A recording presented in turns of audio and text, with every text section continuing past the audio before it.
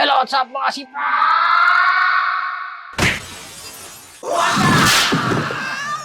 Hello, this time meron naman tayong bagong bike check, and this bike is again from Bikeworkx Binyan. Nag-visit ulit tayo sa kanila nakaraan, and nag-try tayo mag-bike check ng Legend Bikes.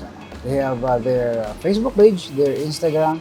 You can check on their page para mas malalim, if you can inquire on their models and other bikes na kailangan nyo, you can check on their pages.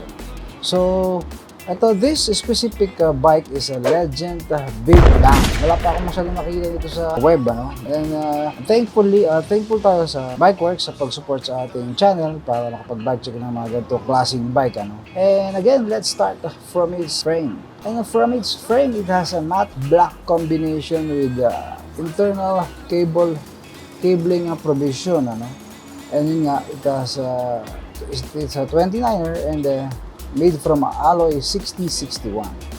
And again, all of the possible angles para makita nyo yung frame or ma-appreciate nyo yung kanyang beauty ay tinitigan natin. So from the top tube to the down tube, ayan, so sa seat stay, sa seat tube, sa chain stay, ganda yung chain stay, may big bang pala sa seat stay, and the tire clearance. Yun yung ating mga napitikan, lahat na angles na pwede nyo makita sa kanyang frame.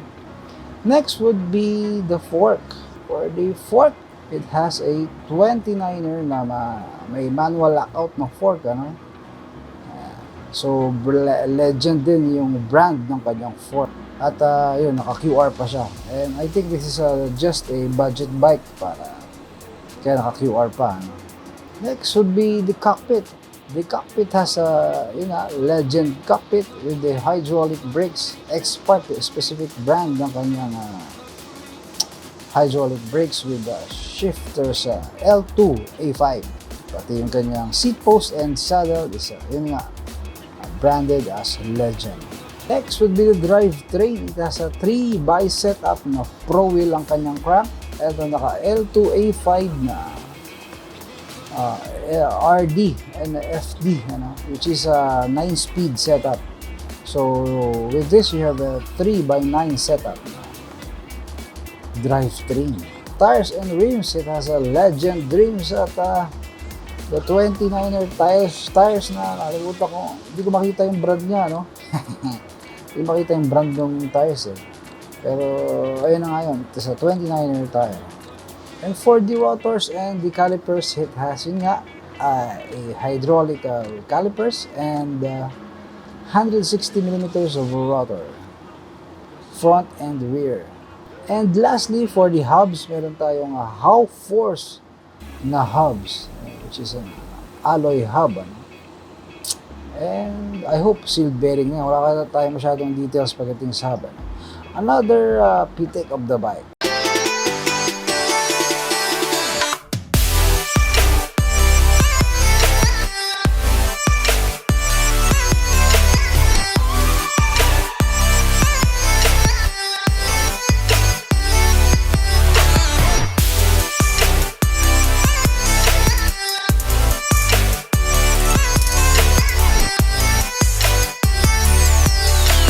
Sa mga nagtiyatsaga, syempre mas masarap ang sinigang.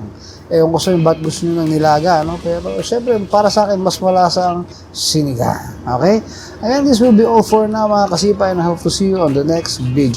Bye-bye!